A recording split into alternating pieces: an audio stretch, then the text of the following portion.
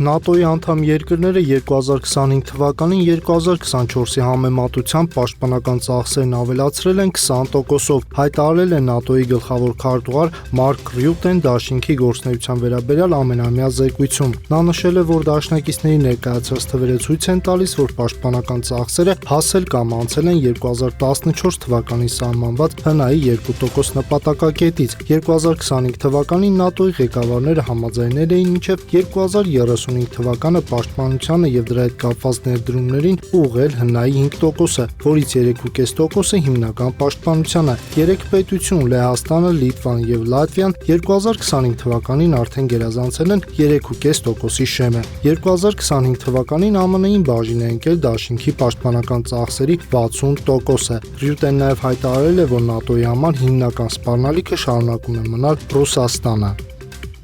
Ռուսաստանն Ուկրաինայի ուղղությամբ ավելի քան 150 անօդաչու է արձակել, վնասվել են բնակելի շենքեր կամ վիրավորներ, տեղի են ունեցել էլեկտրամատակարարման խափանումներ։ Ռուսական կողմն էլ հայտնել է ուկրաինական 125 ԱԹՍ խոցելու մասին։ Բրյանսկում կա 1 զոհ։ Միևնույն ժամանակ Մեծ Բրիտանիայի վարչապետը թույլատրել է, որ այսուհետ զինվորականները երկրի տարածքային ջրերում կալանեն Ռուսաստանից տվերային նավատորմի կազմի մեջ մտնող նավերը։ Սա նշանակում է, որ պատժամիջոցների տակ գտնվող նավերը չեն կարողանա մտնել բրիտանական ջրեր, այդ թվում Լա-Մանշի նեղուց։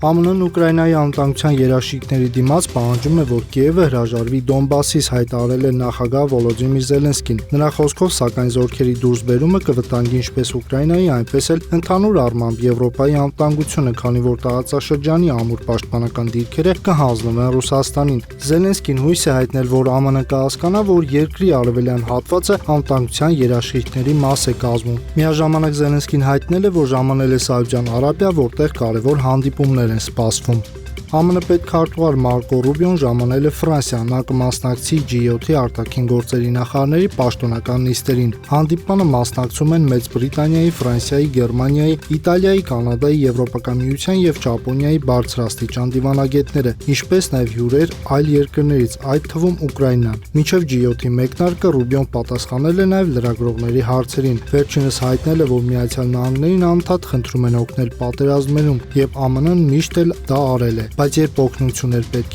իրենք դրական արձագանք չստացան ՆԱՏՕ-ից։ Մի քանի առաջնորդներ ասացին, որ Իրանը Եվրոպայի պատերազմը չէ, դե Ուկրաինան մեր պատերազմը չէ եւ այնուամենայնիվ մենք այդ պայքարում ավելի շատ ներդրում ենք ունեցել, քան որևէ մեկը, ասել է Ռուբիոն։